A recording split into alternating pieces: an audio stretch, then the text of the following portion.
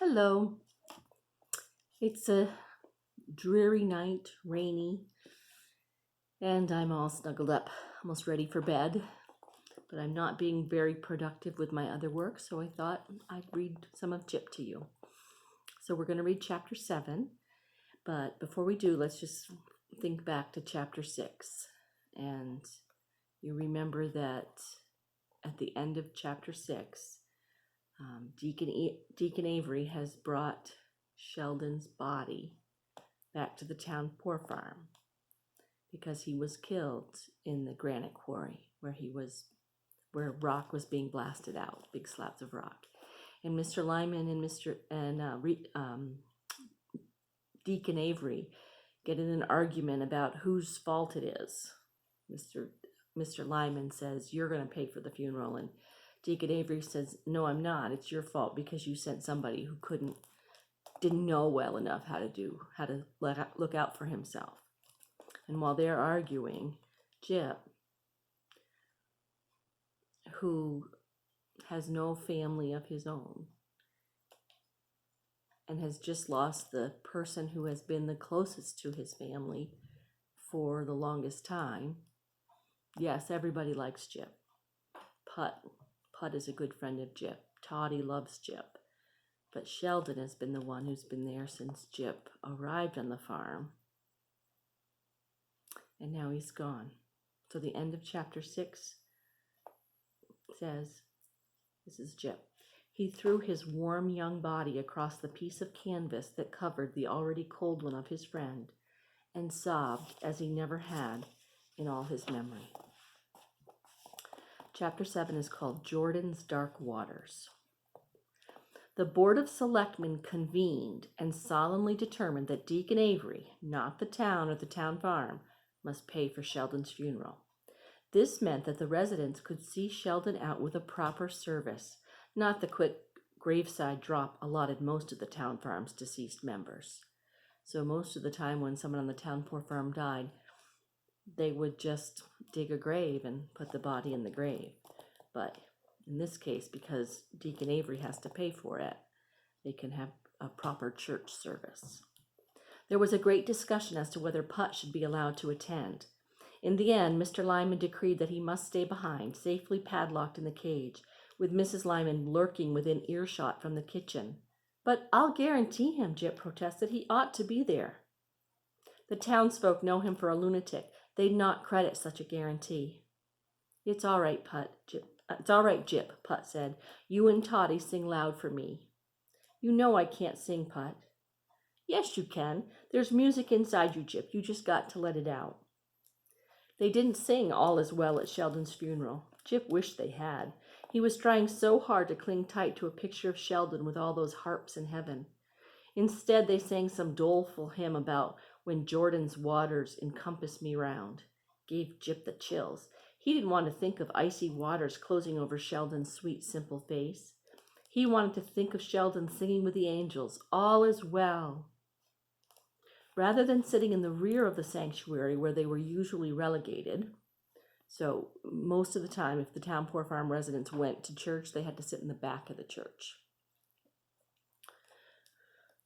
But rather than sitting in the rear of the sanctuary, the back of the church, where they were usually relegated, made to sit, the residents huddled together in a little clump in the first 2 rows. Jip sat next to Toddy and held his small, soft hand. With his other hand, Toddy stroked Jip's arm. It was a comfort to have someone taking care for him, even if that someone was a baby no more than 4. Mr. Lyman should have let Putt come. There were hardly any citizens there to frighten or offend. Who but Sheldon's fellow paupers, poor people, would want to mourn the short life of a poor farm simpleton? Never mind. Sheldon would be proud to have a proper funeral with hymns and prayers, and even a word from Reverend Goodrich about how Jesus loved Sheldon. "Suffer the little children to come unto me," Jesus had said, and the preacher told how Sheldon in his simple mind was like a little child who had gone to Jesus, and no one should grieve over much. No one should be too sad. Reverend Goodrich, looking the residents right in the eyes as he spoke, gave a pretty sermon, but Jip was glad Sheldon hadn't heard it. He had been monstrous proud to be a working man at last. That was what had killed him, not the little child part, but the wanting so hard to be a man part. It was soon over. When Reverend Goodrich pronounced the blessing, they all stood up. Jip was the only resident there strong enough to help carry the coffin, but he was too short. So Reverend Goodrich had enlisted 6 townsmen to hoist Sheldon's remains to their shoulders.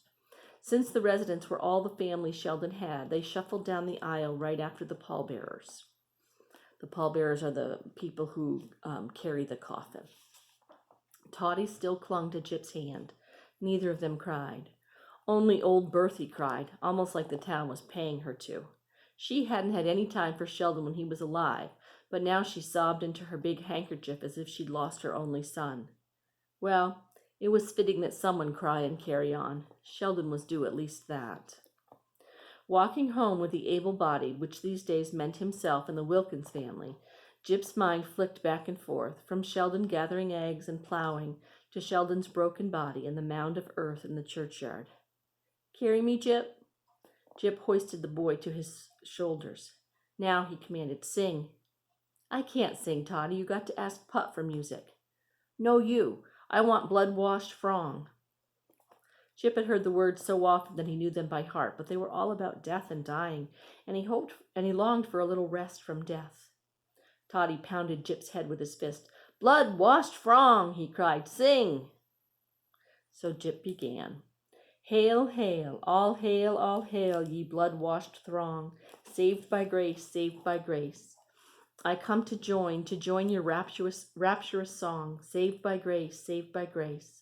All is peace and joy divine, and heaven and glory now are mine. Loud hallelujahs to the Lamb, all is well, all is well." Toddy chimed in on the blood-washed frong and shouted out the "all is well." "Again," he cried. "Do you really think Sheldon is singing hallelujahs with the angels?" Lucy hadn't said a word to him all morning. Now she was looking at him, asking the very question he longed to ask himself. "I reckon," was all he could say. Secretly, he hoped that heaven would have real lambs, too, not just the Lamb of God. He knew sheep for what they were, stubborn and stupid, but he did love them. Heaven with only the blood-washed throng and no dumb creatures would be a mighty lonesome place. By dumb creatures, I think he means dumb can also mean unable to talk, unable to speak. So, creatures that aren't able to talk. He reported all the doings of the service to Put, including Lucy's question. "Do you think Sheldon is in heaven, Put? I don't care about the harps and such, just that he's someplace where somebody will look on him like a man. He wanted to be a full man so bad." "All is well, Jip. That's all I know." "I reckon that's enough." Somehow he was not surprised when he went into the barn that night and found the stranger there waiting. "Didn't I tell you I was satisfied with how things is? Why'd you come back to pester me?" He knew he was being rude to his elders, but the man didn't follow any rules, Jip knew. "Don't you have more important things than me?" The stranger smiled, stretching his thin lips back like a snake fixing to strike. "Oh, I'm always traveling about on important business," he said. "But I was passing through, and I figured you'd had some time to think on what I said to you." "You was the one who said the chance was infinitesimal. Even I know what that means." He'd check with Put to make sure. "It means there ain't hardly no chance at all." "Clever boy, aren't you?" He smiled again. "But don't you want to make sure? Absolutely sure?" Jip got the stool and clucked at the nervous Bonnie to quiet her as he began milking. "No curiosity, even?" Jip milked steadily, pretending to ignore the question. "No? Well, a certain other party is curious. A certain very important party." Despite all his resolution, a little thrill went down Jip's backbone, but he kept a hold on himself. He wasn't about to let the varmint take him for a sleigh ride in summer. He was going to be tricked by the stranger. "He just asked I bring you to a place where he can see you for himself. If you aren't the one he's been looking for, he'll never even speak to you. But if you are, why don't he just come and talk to me like the gentleman you say he is? Why is he scared to meet me face to face?" "It's far more complicated than you could understand, my boy." "Then it's far too complicated for me to bother with." The man was quiet for a while, as though listening to the barn sounds, the coos from the rafters, the splash of the milk into the pail. From the house, Jip could hear Putt's voice lifted up in singing. Toddy must have gone begging to the cage room. "You got my leave to go. Return to your important business." But the stranger wasn't listening to Jip. He was listening to something else, his tiny eyes intent. "What's that?" he asked in a kind of a whisper. "Is it death? Is it death?" sang the sweet tenor voice. "Oh," Jip said, as casual as you please. "That's nothing. Just our lunatic. He sings a lot." "Your lunatic?" "Yeah. We keeps him in a cage, mostly." "He's dangerous, then?" This was getting to be fun. "Nah, not so long as he's in his cage. It's pretty strong. I don't think he could bust out. Me and our idjit built it. He's never broke out. Yet." The man moistened his thin lips. "I think," he began, trying to smile but not quite managing, "I'd think you'd welcome a chance to leave this place." "Oh, they counts on me here. I'm the only one what can keep the lunatic calmed down at all. I don't know what was to happen if I weren't here. I'd reckon he'd take it hard if someone was to start picking on me." Jip looked up and made himself smile right at the stranger. "You know how lunatics is," he said deliberately. The stranger blanched. That means he turned white. He does know, Jip realized. He's scared to death. Not of Putt, but of someone else. Someone at another time and place. The man opened his mouth and closed it again. He pulled his hat down firmly before he spoke. I'll be back, though it may be some time. Business all over the area, you know. Keeps me hopping. Meanwhile, you think on what I've said, my boy." This man was stumbling over himself to get out of there. He was truly terrified. Had it been anyone else, Jip might have felt sorry for him, but not for the stranger. Jip was too relieved to have some protection against the man. He felt a little ashamed of the way he had talked about his friend, but Putt wouldn't mind. He watched the stranger's hurried retreat, humming along with Putt's song. Did he have music in him, like Putt said? So Jip is humming along with Putt's song. Did he have music in him, like Putt said? He almost believed it. Some forgotten tune lapped against the landscape of his mind like little waves in a pond disturbed by a pebble. Some forgotten tune lapped against the landscape of his mind like little waves in a pond disturbed by a pebble. First of all, that's a simile, isn't it? Some forgotten tune lapped like little waves. There's a simile. So something deep, deep, deep in his mind is remembering something. Something when he was very, very young. He doesn't know what it is, but something. What a strange day. Jordan's waters washing over Sheldon. Jordan's waters. He shivered. That was the pebble that had disturbed his pond. Some song about Jordan he could no longer remember. So maybe his mother long, long ago sang him a song about Jordan? With a sigh, he hung up his stool and left the barn. The pail was full. Even with all the distractions, Bonnie had done her best for him. Creatures was so kindly. Wouldn't God want them in heaven? They'd be so much more use to him than the blood-washed throng strumming around on their harps. Who was that man? Jip jumped like a cat from the woodbox. "Lucy, what are you doing out here?" "I can come out if I want. It's a poor farm, not a jail." "You just gave me a start, that's all." "Who was that man you was talking to in the barn?" "I don't know." "What do you mean you don't know? You was talking away to him. I heard you." "I never took you for a sneak." She bristled at that, so he hurried on. The truth is, I don't know. He claims he might know something about me from before." "Oh? Don't you want to find out?" "Yeah, sure I do. But he strikes me about as honest as a fox in a hen house. He don't want my good, whatever it is he wants, so I told him to leave me be." She fell in beside him, just as though they were friends, as if they were used to talking together about their problems. Jip liked the feeling. "Putt got rid of him for me." "Putt? Putt's in his cage singing to Toddy." "I know, but when Putt commenced to singing, the feller turned white as death." Lucy giggled. "He was just singing that old song Toddy begs for." I know, but it struck me I should kind of decorate it for him, seeing he was already mighty anxious.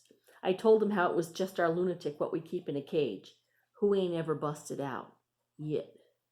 Meaning yet, right? Yet. She threw back her head and laughed out loud. It was music to Jip. He watched her, then said softly, "That was nice.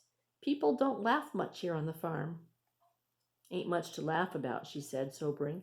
"I know people say my pa was a worthless drunk, but he could make me laugh." "You ain't worthless if you can make a person laugh." She cocked her head. "You ain't, are you?" She opened the kitchen door for him and held it. "He weren't worthless like they say." "No," said Jip. "Sometimes I wonder at people's ignorance. They say Sheldon was an idiot boy and Putt a lunatic. We know better than that, and we're only children." She smiled her thanks to him and later held the cheesecloth tight over the bowl as he poured the milk through to strain it. Lucy was going to be his friend. He felt an easing of the pain that Sheldon's death had pressed upon his heart. That's nice. It'd be good if Lucy is his friend. I want you to think about all the animals that Catherine Patterson has compared the stranger to. Remember, first it was a weasel getting a chicken from the chicken coop. And then in this chapter alone, she compared him to a snake. And then at the end, compared him to a fox in a hen house. So that would be similar to the weasel in the getting a chicken. But a fox, a snake, a weasel, not necessarily positive comparisons, right? She's definitely using images to make the reader think there's something, just like Jip thinks, there's something strange about this man, something not right about him coming around like this. All right, we'll read chapter 8 later.